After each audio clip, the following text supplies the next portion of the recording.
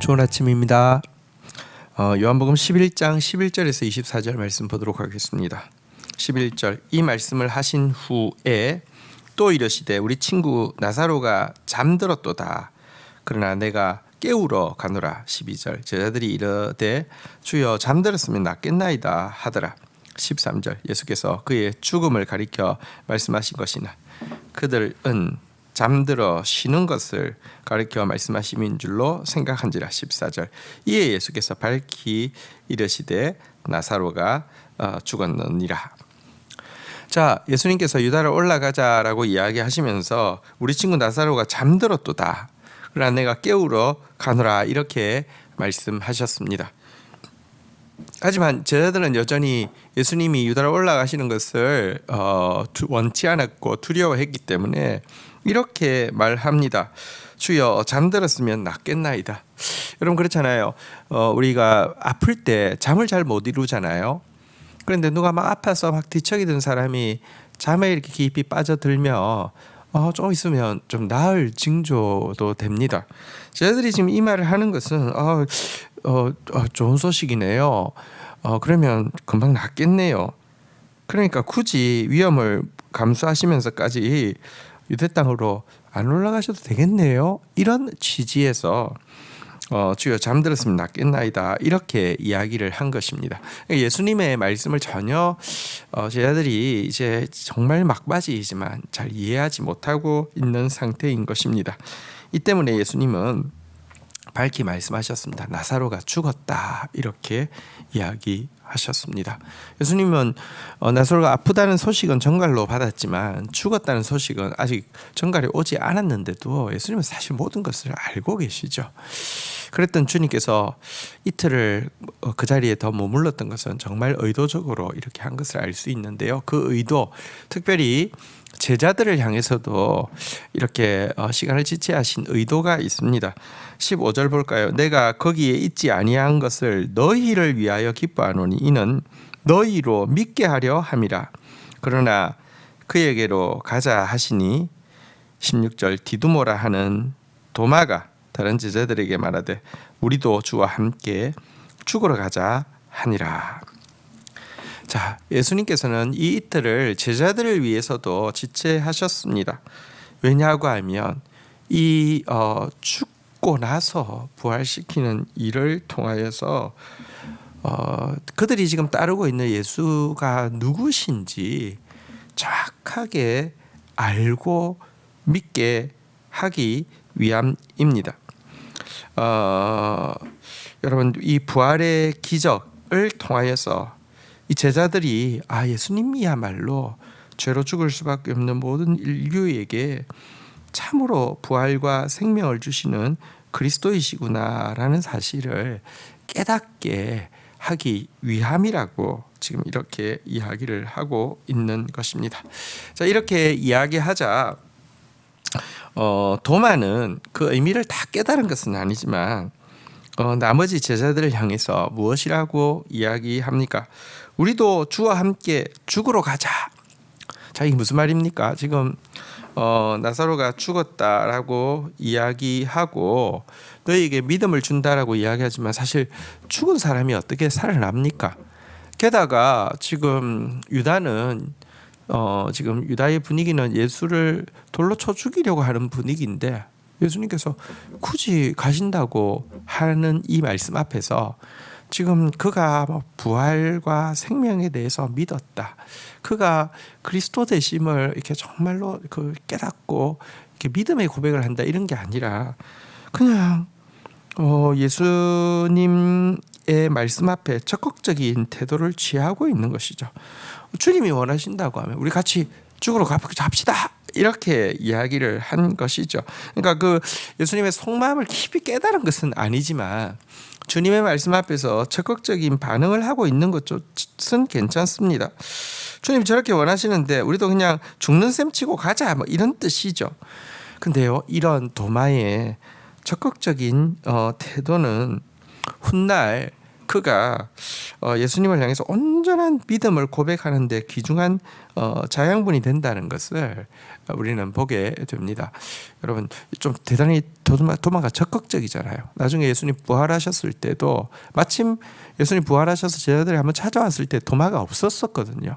근데 다들 막 예수님 만났다고 이야기해도 못 믿다가 다시 나타나니까 주님 당신의 이렇게 이제 자기가 예수님 앞에서 그러니까 제자들이 뭐라고 이야기했냐면 그 이제 그 예수님 그 진짜 부활했으면 내가 손에 발에 못자국에 손을 넣어봐야지 믿겠다 이렇게 큰 소리를 쳤단 말입니다. 다시 예수님께서 부활하시자 이렇게 적극적이었던 도마는 이제 넣어보지도 않고 주님 믿는다고 고백하죠. 예수님께서 보지 않고 믿는 자가 더 복되다 이렇게 또 말씀하시고요. 어쨌든 여러분 예수님 앞에서 우리가 좀 더 도마처럼 막 다 몰라도 괜찮습니다. 예수님을 향한 사랑이 있다고 하며 좀 더 적극적으로 반응하고 나아가는 것이 주님을 향한 믿음이 자라가는데 큰 자양분이 된다는 것도 기억해야 될 것입니다. 자, 17절입니다. 예수께서 와서 보시니 나사로가 무덤에 있은지 이미 나흘이라. 18절 베다니는 예루살렘에서 가깝기가 한 오리쯤 되매. 19절 많은 유대인이 마르다와 마리아에게 그 오라버니의 일로 위문하러 왔더니. 20절 마르다는 예수께서 오신다는 말을 듣고 나아가 맞이하되 마리아는 집 안에 있었더라. 자, 이제 예수님께서 베다니로 나오시자 이미 그때는 나사로가 죽은 지 이미 4일이 지난 때였습니다. 예수님 내려오시는 시간 또 예수님이 지체하신 시간 뭐 이런 것들을 그리고 그 집에서 소식을 가진 사람이 올라오는 시간 이 모든 것들을 합쳐서 이미 죽은 지 4일이 되었습니다. 근데 사실 나사로의 집은 굉장히 부잣집이었습니다. 잘 알 수 있는 것이 마리아가 순전한 나드 향유를 부었잖아요. 이것은 그 왕의 장례식 때라서는 아주 특별한 것입니다. 그걸 가지고 있었다는 것이 이 집이 얼마나 부유한 집이었는지 알 수 있습니다. 저도 이스라엘에 갔을 때 이 그 베다니를 제가 굉장히 사랑하기 때문에 베다니 나사로의 집을 일부러 찾아간 적이 있습니다. 이것은 아랍 지역이어서 관광객이 거의 가지 않는데요. 갔더니 집 안에 방앗간이 있을 정도로 굉장히 큰 집입니다. 영향력이 굉장히 컸던 집입니다. 그래서 나사로가 죽자 수많은 사람들이 이미 조문하기 위해서 와 있었습니다.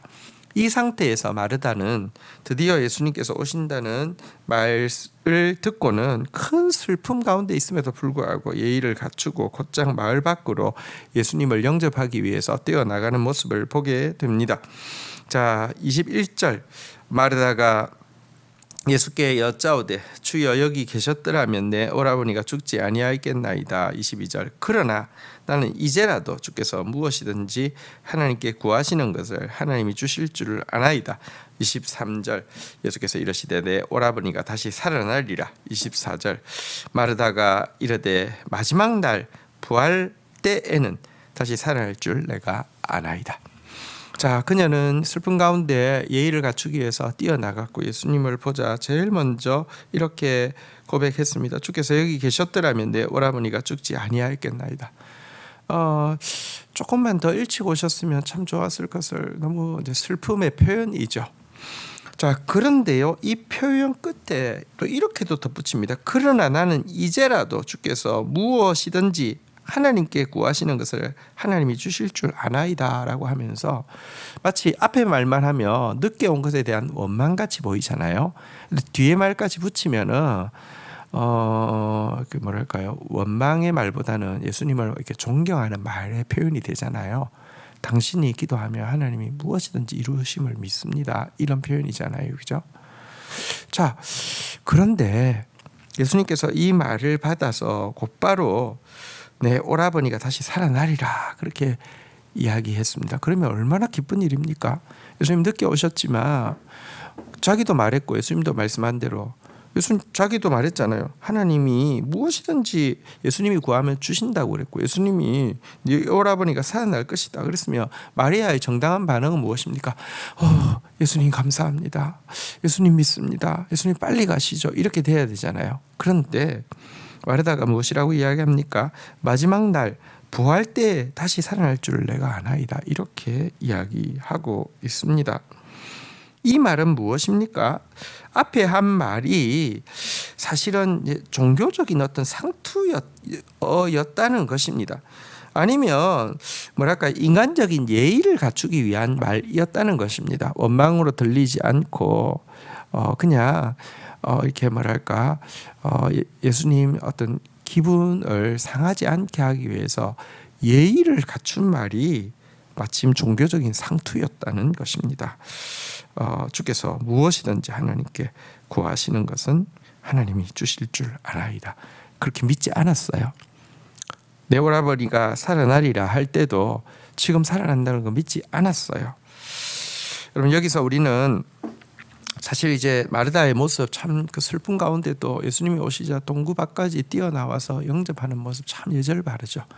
예수님 앞에서도 막 그 서운하기도 하겠죠. 빨리 안 오신 것에 대해서.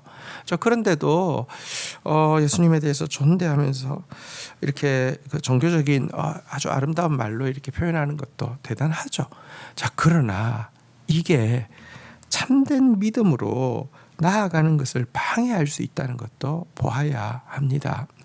우리 안에 그래서 너무 종교적인 상투어나 인간적으로 예의를 갖추기 위해서 믿음의 말들을 하는 것, 다 잘 될 거예요. 하나님이 함께 하실 거예요. 기도 하나님이 응답해 주실 거예요 하는데 자기가 안 믿는 말들, 이런 말들 없는지 생각해 보시고요. 상투어들은 안 쓰는 것이 좋습니다. 그래서 상대방을 위해서도 그렇고요. 나를 위해서도 그렇고요. 믿음은 실질적인 것이지 믿음이 그냥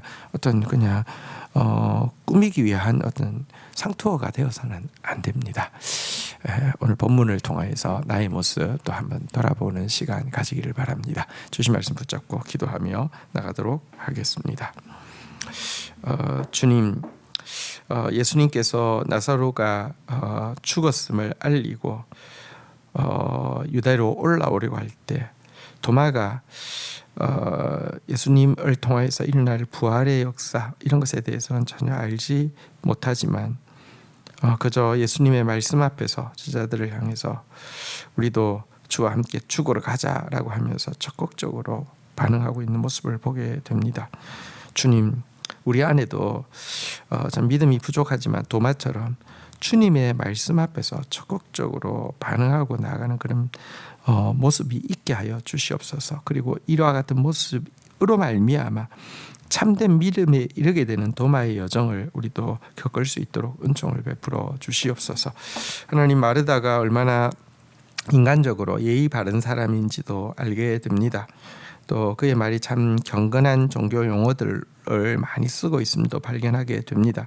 하지만 정작 참된 믿음을 가지지 못했고 이 말들이 도리어 참된 믿음으로 나아가는 것을 방해하고 있는 모습도 보게 됩니다. 하나님, 우리가 하나님 앞에서의 신앙생활이 어떤 상투적인 용어들, 인간적인 예절들은 지키지만 믿음의 본질은 없는 그런 신앙생활을 하지 않도록 저희들에게 은혜를 더하여 주시옵소서. 정말 정직하고 정말 순수하게 주님 앞에 모르는 것에 대해서 의문하고 질문하고 또 정말 작은 진리라도 진실로 믿는 것을 내 입술로 고백하며 나아가는 참된 믿음의 사람, 또 믿음이 자라가는 사람 될 수 있도록 은혜를 더하여 주옵소서. 예수 그리스도의 이름으로 기도 올립니다. 아멘.